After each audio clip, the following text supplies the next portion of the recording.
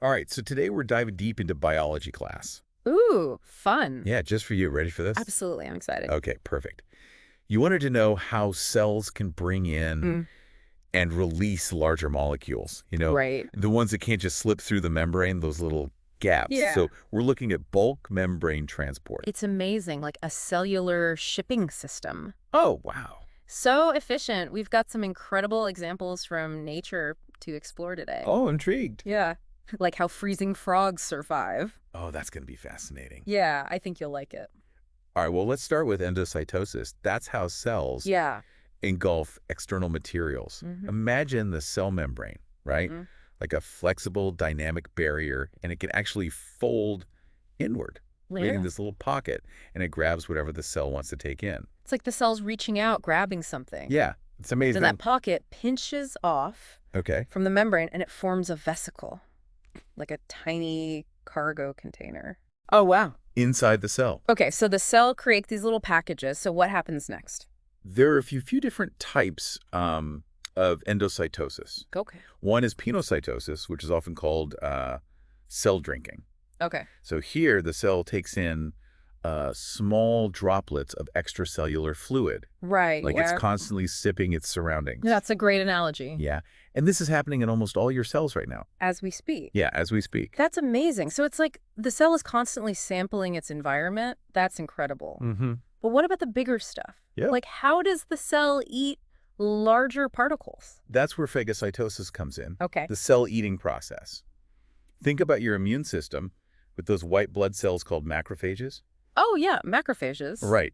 When a macrophage encounters a bacterium, Yeah. it extends its membrane around the invader, engulfing it. So the bacterium is trapped inside this vesicle. Exactly. Okay. And then this vesicle, which is called a phagosome, fuses with another vesicle called a lysosome. Okay. Lysosomes, think of it like the cell's recycling center. Right. They're packed with enzymes that break down waste. So the bacterium is basically digested inside the cell. Precisely. It's a powerful defense mechanism. That's so cool. Yeah. It protects your body from harmful invaders. So it's not just about defense. No, not at all. Cells use it for all sorts of tasks, including absorbing essential molecules like cholesterol. Right, exactly. Oh, cholesterol. I thought that was a bad thing. Well, cholesterol, it gets a bad rap, but it's actually crucial for cell function. Oh, okay. It's a key component of cell membranes, and it's needed to make hormones. Right. But the challenge is it doesn't dissolve well in water, Oh. which makes it tricky to transport. through the bloodstream. Yeah. So how does the cell get the cholesterol inside? This is where things get really elegant. Yeah. To travel in the bloodstream, it's packaged inside tiny water-soluble cages made of phospholipids and proteins. Wow. And each cage has this special protein tag, and it acts like a key. A key. Okay, so what does it unlock? Well, on the surface of cells that need cholesterol, there are these special receptor proteins, right? Right. These are the locks. Uh-huh. Each receptor is designed to bind to a specific protein tag on a cholesterol cage. So only the right kind of cholesterol package can enter the cell? Exactly. When the cage binds to its matching receptor, Okay. the membrane folds inward, forming a vesicle with the cholesterol. Okay. Got it. This process is called receptor-mediated endocytosis. So it's a very specific and controlled way of bringing in large molecules. It's like a highly sophisticated delivery system. That's incredible. The cell only takes in what it needs thanks to this lock and key mechanism. That's incredible. So each cell has its own tiny postal service, Right. sorting and delivering packages with this amazing precision. Exactly. But this HIB thing you mentioned before, doesn't it use the same mechanism to enter cells? You're absolutely right. HIV, it has proteins on its surface Oh, wow. that mimic the keys needed to unlock certain receptors on immune cells. Oh, no. And this tricks the cell into engulfing the virus. Wow, that's so sneaky. It is. So this process that's essential for cell function can also be exploited by pathogens. Exactly. That's fascinating, but also a bit scary. Right. It does highlight the complexity of biological systems. Right. But remember, this receptor-mediated endocytosis is a vital process Okay. for a wide range of cellular functions, Right. from absorbing nutrients to transmitting signals between nerve cells. Wow. Okay, so we've covered how cells take in materials, but what about releasing things? Mm-hmm. How do cells get rid of waste products or send signals to other cells? That's where exocytosis comes in. Okay. It's basically the reverse of endocytosis. Oh, okay. Imagine a vesicle inside the cell, Mm-hmm. and it's packed with molecules destined for release. This vesicle travels to the cell membrane and fuses with it, Yeah. like two soap bubbles merging together. And then the contents are released outside the cell. Exactly. Yeah. Think of it like the cell is spitting out whatever's inside that vesicle. That's a good visual. Yeah, it's how cells get rid of waste, but it's also how they secrete important signaling molecules. Okay, like hormones. Like hormones, exactly. Can you give an example of how this works in the body? Absolutely. Think about your pancreas. Okay. It produces the hormone insulin, Right. which regulates blood sugar levels. Yes. Insulin is made inside pancreatic cells, Mm-hmm. packaged into vesicles. When blood sugar levels rise, these vesicles fuse with the cell membrane, Okay. releasing insulin into the bloodstream. So exocytosis is how insulin gets from the pancreas to the rest of the body. Precisely. It's a finely tuned process. That's amazing. Yeah, it ensures insulin is delivered exactly when and where it's needed. That's so cool. Yeah, and remember, both endocytosis and exocytosis, they're constantly working together to maintain a stable internal environment. So it's all about balance. Exactly. The cell is constantly taking in what it needs and getting rid of what it doesn't. Exactly. And it's all thanks to the remarkable flexibility Yeah. and the dynamic nature of the cell membrane. It's amazing how such a seemingly simple structure Mm-hmm. can be so complex, Right. It's not just a passive barrier. right? It's an active participant in all sorts of cellular processes. It's fascinating. It is. There's a whole world of activity happening inside each of our cells constantly, Yes, working to keep us alive and functioning. you're right. It's mind-blowing. It is, and we've only just begun to explore the intricacies of these amazing processes. Well, I'm definitely hooked, Good. and I can't wait to dive deeper into this microscopic world. I'm excited to show you. Yeah, it is a dynamic world, that's for sure. So now that we've got a good grasp of how endocytosis and exocytosis work, Yeah. how about we zoom out a bit? Okay. Consider how it fits into, What bigger like, picture? yeah, the bigger picture of cell biology. Absolutely. I'm ready for the wider view, so where do we start? Okay.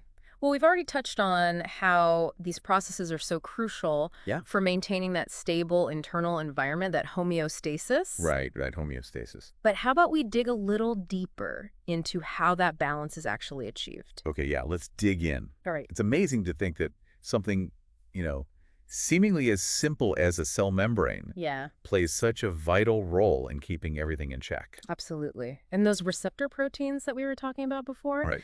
they're not just for bringing in specific molecules Like cholesterol. like cholesterol, right? Yeah. They're also key players in cell signaling and communication. Oh, okay. Think of them as the cell's antenna, constantly receiving messages Wow. from other cells and the surrounding environment. So it's like the cell is always listening Always listening. to what's going on around it, Absolutely. what kind of messages are being sent. All sorts. Some signals will tell the cell to grow and divide. Yeah. Others will tell it to produce specific proteins or enzymes. Right. And some even trigger programmed cell death, which is essential for Oh, wow. getting rid of damaged or unwanted cells. So much happening behind the scenes. So much all the time. How are these messages transmitted? Is it through, exocytosis? You got it. Many signaling molecules, like hormones and neurotransmitters, Right. are packaged into vesicles inside the cell, Okay. and then they're released via exocytosis. Got it. For example, think about what happens when you touch a hot stove. Oh, ouch. I pull my hand away so fast. Exactly. That rapid response is thanks to a cascade of signals Wow. that travel from your sensory neurons to your muscles, Okay. and those signals are transmitted across these tiny gaps Right. between nerve cells called synapses. Okay. So when the signal reaches the end of a neuron, what happens? It triggers the release of neurotransmitters from vesicles at the neuron's synapse. Those neurotransmitters then bind to receptors Okay. on the next neuron, continuing the signal down the line. It's like a cellular relay race Exactly. with exocytosis passing the baton from one neuron to the next. A perfect analogy. So this communication isn't limited to nerve cells. No, not at all. Okay. Hormones, growth factors, other signaling molecules, Right. they're all released via exocytosis. So it creates this complex network of communication Yes, throughout the body. throughout the whole body, absolutely. Wow. So endocytosis and exocytosis, It's not just about moving stuff in and out. Nope. It's essential for communication. Yes. Coordination between cells, which is obviously crucial Absolutely. for the proper functioning of tissues, organs, and the whole organism. You got it. And when these processes go awry, it can lead to, all sorts of problems. All sorts of problems. Like what kind of problems? Well, we talked about HIV exploiting that receptor-mediated endocytosis to enter cells, but defects in this process can also contribute to diseases like cancer Oh, wow. and Alzheimer's. Yeah, I can see how problems with cell communication could be a major issue. Absolutely. What about exocytosis? What happens if something goes wrong there? Disruptions in exocytosis can also lead to a variety of diseases, including diabetes Right. and neurological disorders. Mm. For example, in type 1 diabetes, the immune system attacks the insulin-producing cells in the pancreas, Right. impairing their ability to release insulin via exocytosis. So a deeper understanding of these processes could lead to new treatments Absolutely. for these diseases. By studying the intricacies of bulk membrane transport, researchers are gaining valuable insights Right. into how cells function in both health and disease. Right. This knowledge is crucial for developing targeted therapies. That makes sense. Right. That can address the root causes of these conditions. This really highlights the importance of basic research, It does. Sometimes it's easy to forget that these, seemingly abstract processes that are happening at the cellular level, they have such profound implications They do. for our overall health. Couldn't agree more. And speaking of implications, how about we take a moment to appreciate the incredible diversity of life on Earth? Okay, I'm intrigued. Yeah. So think about all the different environments that organisms have adapted to. Oh, right. From scorching deserts to frigid polar regions, from the depths of the ocean to the tops of mountains. It's amazing how life finds a way It is. to thrive in such extreme conditions. Right. But what does this have to do with endocytosis and exocytosis? Good question. Well, these processes, they play crucial roles in how organisms adapt Okay, to their environments. got it. Can you give me an example? Sure. For instance, we talked about those freezing frogs. Oh, yeah. Remember? They accumulate those high levels of glucose in their cells, Yes. which acts as like a natural antifreeze. Exactly.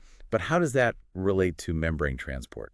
Well, to protect themselves from freezing, those frogs need to move massive amounts of glucose Right. across their cell membranes. They must use some kind of specialized transporter protein Exactly. to bring all that glucose inside. And not only that, but their cell membranes must also be able to withstand the physical stresses Oh, wow. of freezing and thawing. That's incredible. It's remarkable. So endocytosis and exocytosis aren't just essential for the, day-to-day functioning of cells. Yeah. They're also key players in how organisms evolve Yeah, and adapt to their environments. precisely. And by studying these adaptations, we can gain insights into the resilience of life Right. and potentially uncover new strategies for addressing challenges in human health and technology. Like what kind of challenges? Well, imagine if we could develop ways to improve organ preservation for transplantation. Oh, wow. That's a great idea. By mimicking the strategies used by organisms that can tolerate freezing or extreme desiccation. Right. Or perhaps we could engineer cells to efficiently deliver drugs. The therapies to specific targets in the body. Using that precision of receptor-mediated endocytosis. Exactly. The possibilities are really exciting. It is mind-blowing to think that these tiny cellular processes, they have such profound implications for life on Earth and maybe even beyond. Absolutely. So before we go any further, Yeah. let's recap what we've covered so far. Okay, great idea.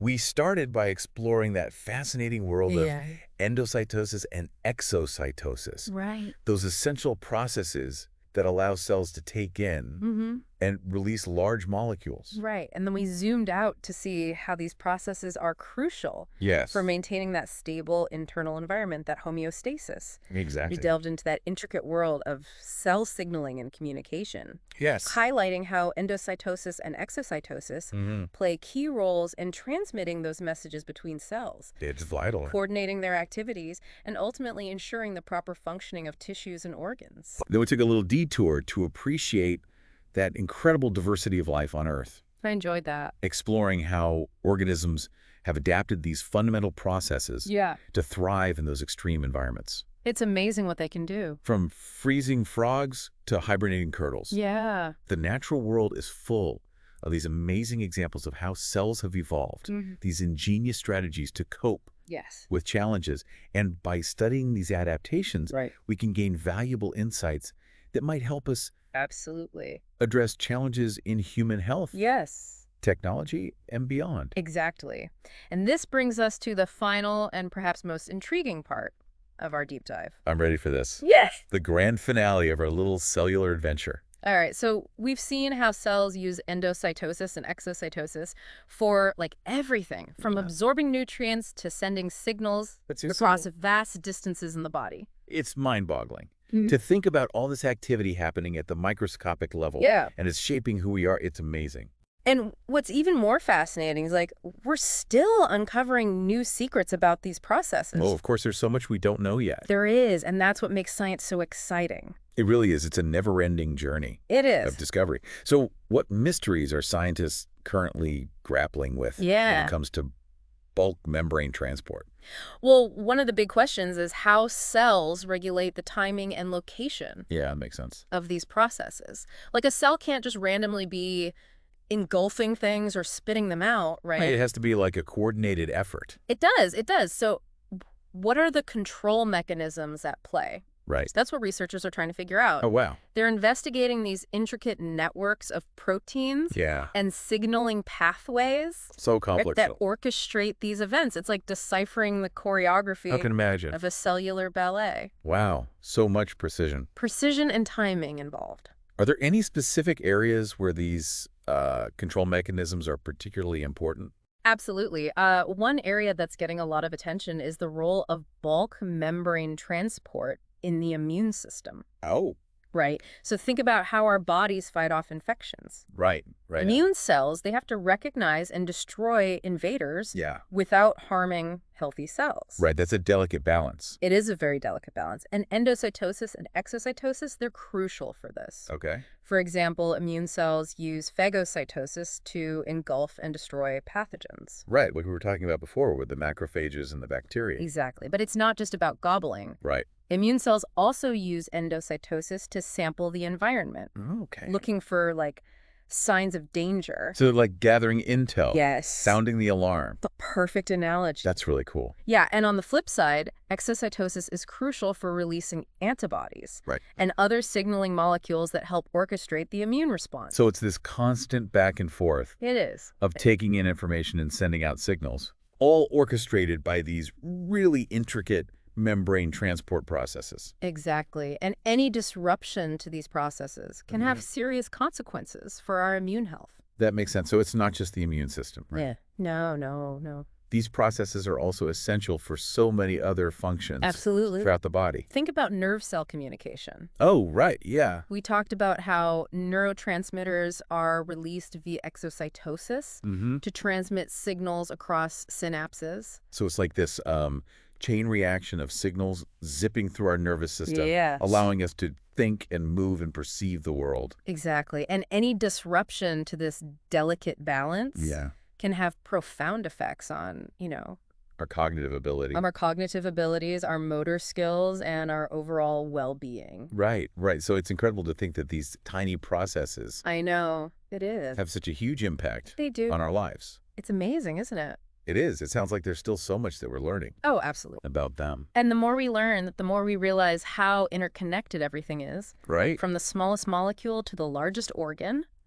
All of these processes, they're working together. Yeah, to keep us alive and functioning. Keep us alive. It's incredible. It really is a symphony of cellular activity. It is. So as we wrap up this deep dive, what is one key takeaway you want our listeners to, kind of walk away with? I'd say this. Never underestimate the power of the cell membrane. Okay. It's not just this passive barrier.